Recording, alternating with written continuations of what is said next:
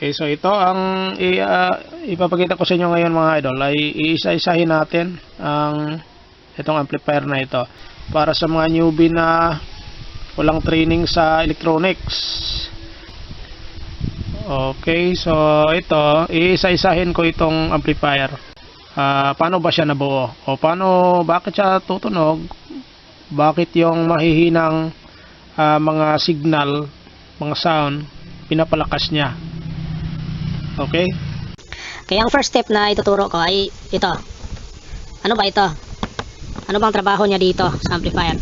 So ito yung transformer. So nabilong siya sa power supply. So ito, ang output nito ay AC.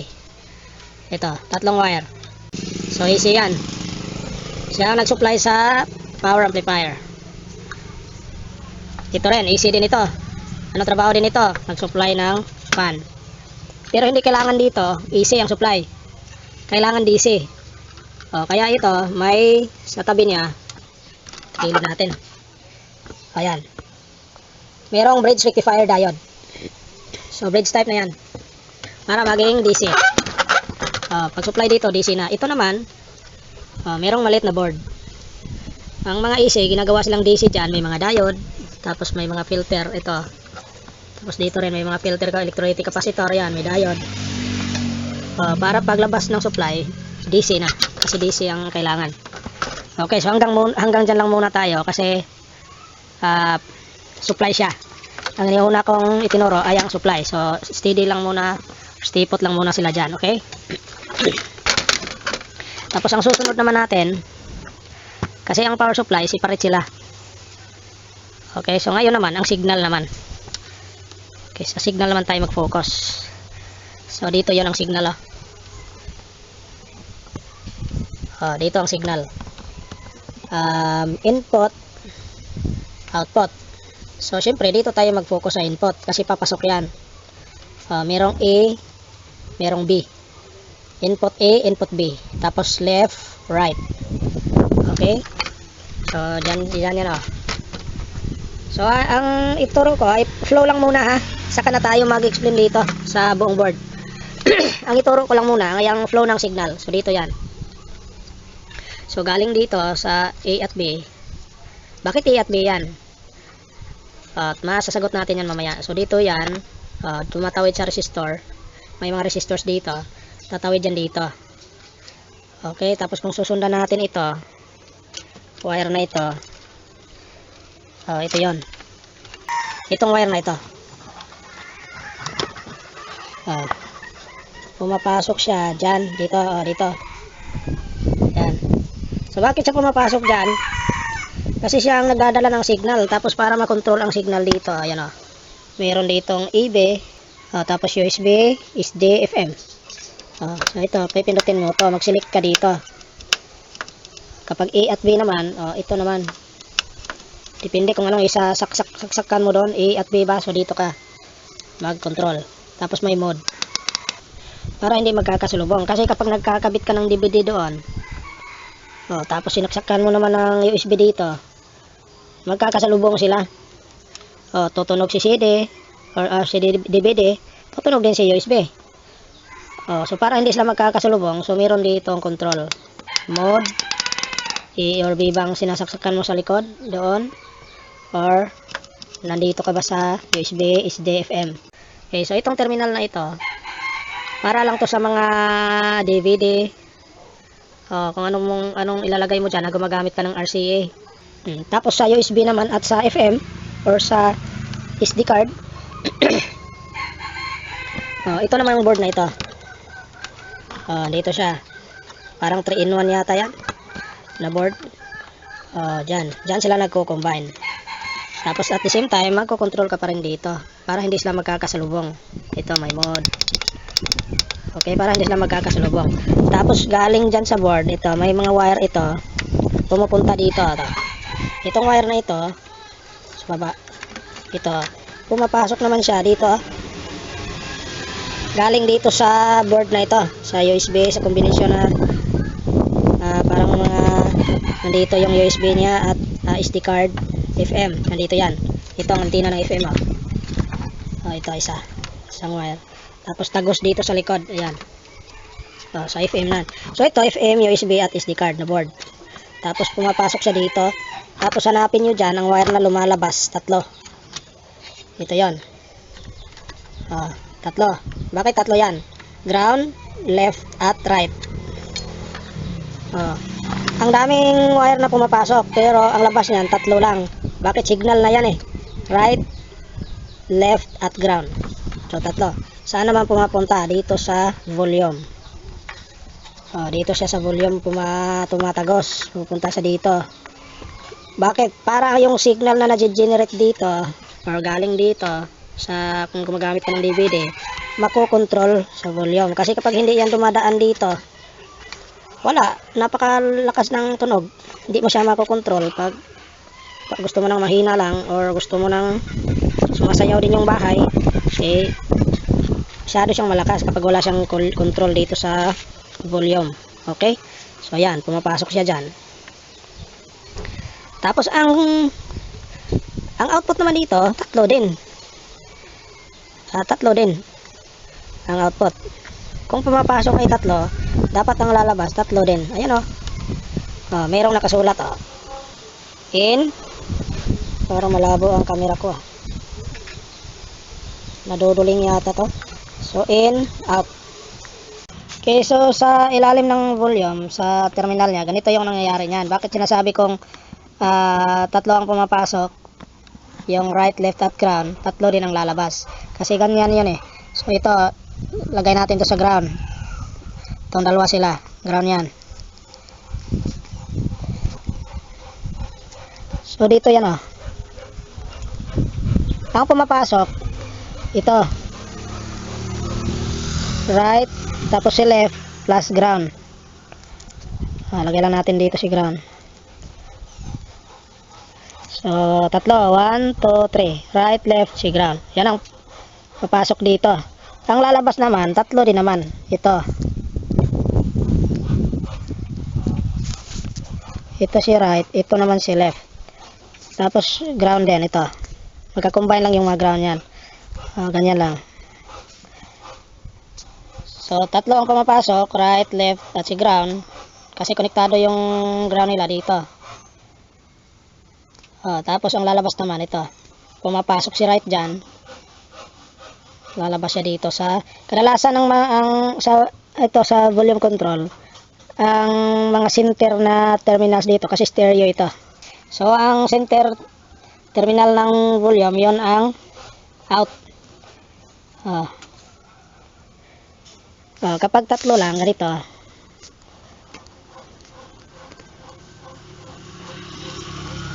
Kapag tatlo lang, sumuno yan. Dito si ground. Dito si in. Ito, gaya nito in. Tapos ito si out. Sumuno yan. Pero kapag ganito na, anim, stereo yan. May right, left na si ground. Tapos labas naman, dalawa. Right, si left at si ground. Okay. Tapos nagka-combine ang dalawa para sa ground. So ganyan lang ang nasa loob ng volume control. Pasok, labas. Para makontrol, pag ikot mo dito sa knob niya, makontrol mo si volume, nalalabas dito. Makontrol ang lakas. Kasi lumanaan na sa volume. Saan siya pumapunta? Dito na naman siya pumupunta sa ito.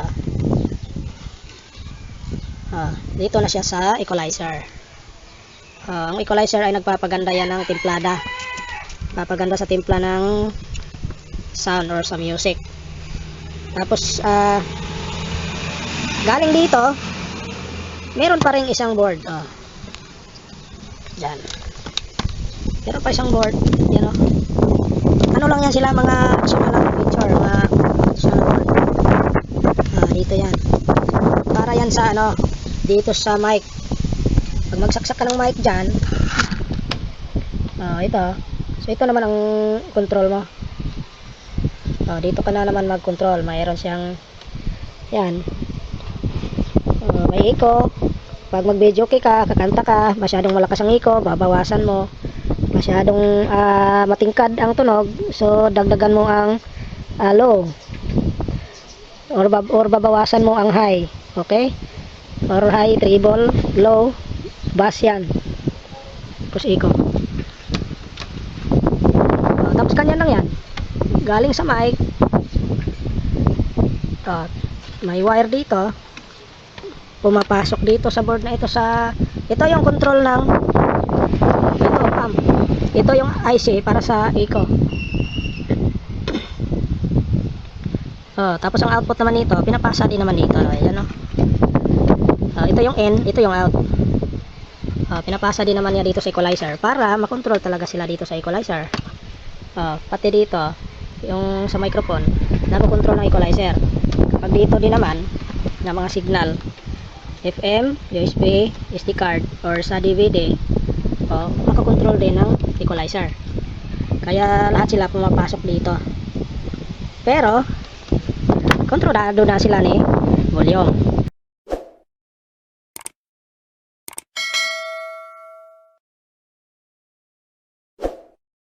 Pag may tunog doon, tapos gusto mong hinaan ng volume, makakontrol sila. Pag hininaan mo si volume, makakontrol silang lahat. Okay? So dito yan. Tapos may mga ilaw pa. So ano na yan, sa level yan ng output sound. Dito yung mga input. Yan at dito. Tapos ngayon, ang output na naman. So ito ang output ng board na ito. Ang output ito namang isang malapad. Ito yon. Ito. Na wire. Ang dati kanina, ito yun nagkaano sila? Kadikit sila. Ito. Sa ilalim banda siya. So, saan ba siya pupunta? Dito na siya. Ito na siya. Para saan naman ito? Ito na yung sa positive 12 volts. Itong dalawa na to, 5 sila. 5 na wire. So, itong dalawa ay positive at negative 12 volts. Tapos, ang isa naman ground, then left at si right. Ang amplifier, ang pinaka-last na stages or pinaka-last na stage sa amplifier. Hindi ito yung pinakauna. Ito yung pinakahuli. Bakit? Dito na ina-amplify at pinapalakas ang tunog. Kasi galing doon, galing dito, at saka doon sa mga mic, mahihina pa yan. Mahihina pa. Ang pinaka last na stage itong power amplifier na, kasi dito na pinapalakas masyado ang tunog. Okay, so ito na naman ang explain natin. Okay, so saan tayo mag-umpisa nito? Dito lang sa input. Sana ba yan ito. So ito yung galing sa mga RCA jack, yan yung mga signal. Ito. So mayroong itong wire na to, yung papunta ito ng control. Dito yan. So ito yung input. Galing ito sa equalizer ito. So positive 12, negative 12, tapos ground. Malalaman niyo ang ground kasi ayan kung saan siya maabot. Ang ground pati yung sa terminal ng speaker, ground yan. Yan paikot siya. Kung saan siya tumatakbo. Si ground yan. Basta halos lahat ng nandyan sa board, okupado niya. So si ground yan. Ang input right at left nito, ito siya.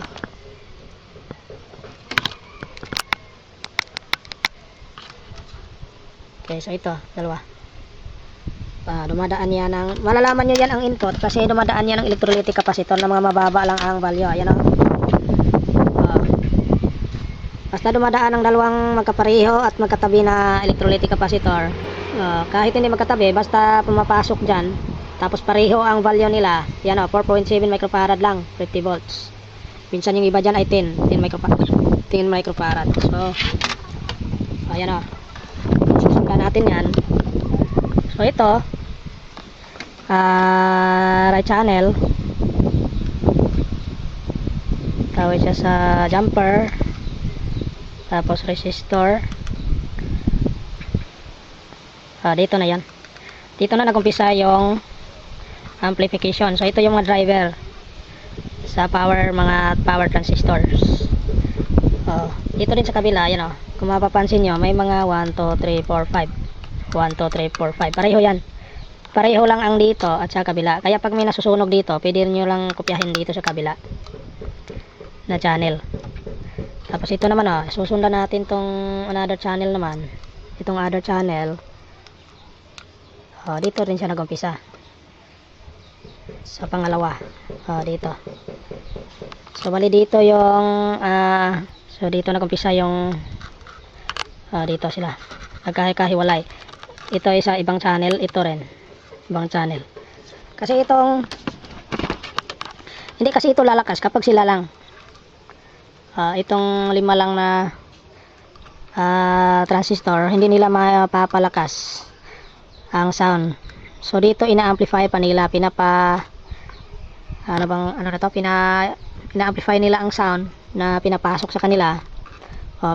Pinapasa-pasa nila dito.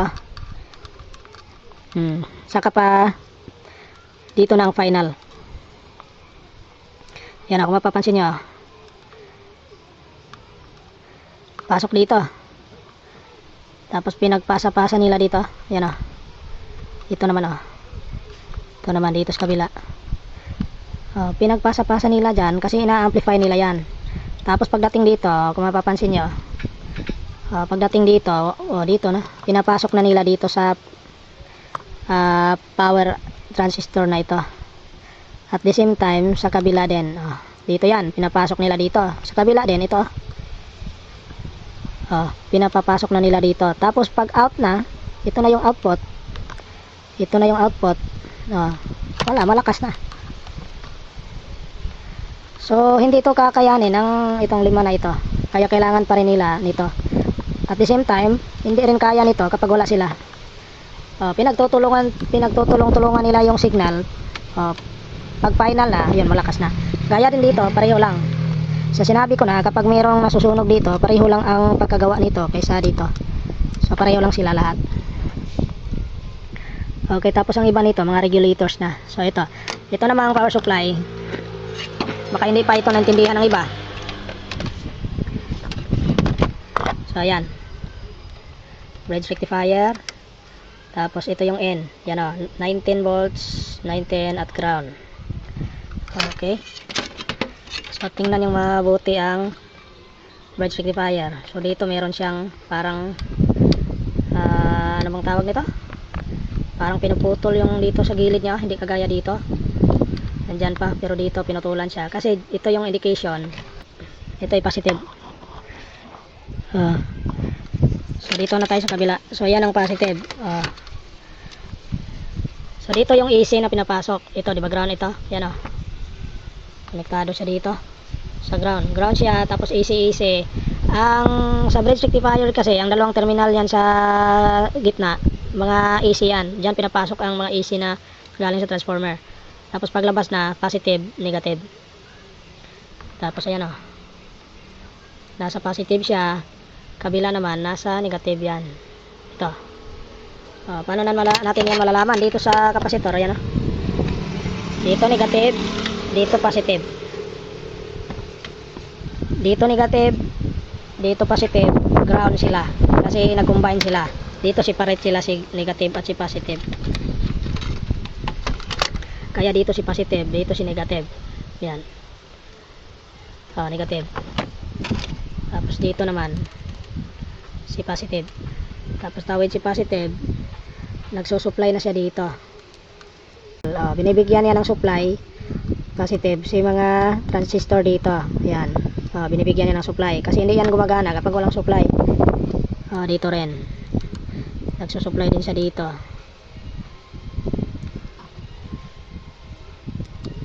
Ito sinusupplyan niya ito.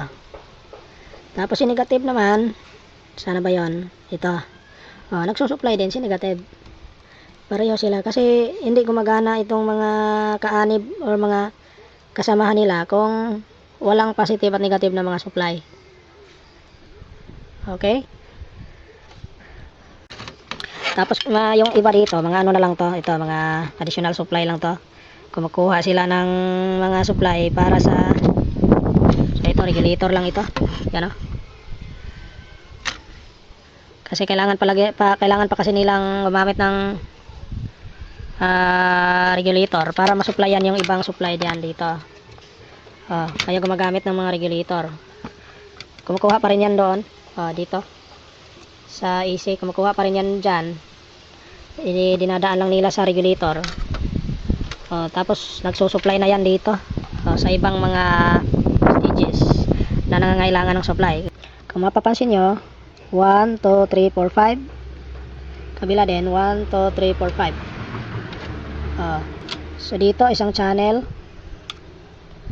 dito rin isang channel, tapos magkapareho lang yan. Ayan, papansinin nyo yan, pareho lang yan. Okay, so sana ay naintindihan nyo na kung ano yung flow ng amplifier. Ganyan lang yung flow nila, pero depende lang yan sa design, kasi iniiba yung iba. Kasi iniiba din. Pero huwag kayong magpapalito kasi pareho lang naman yan.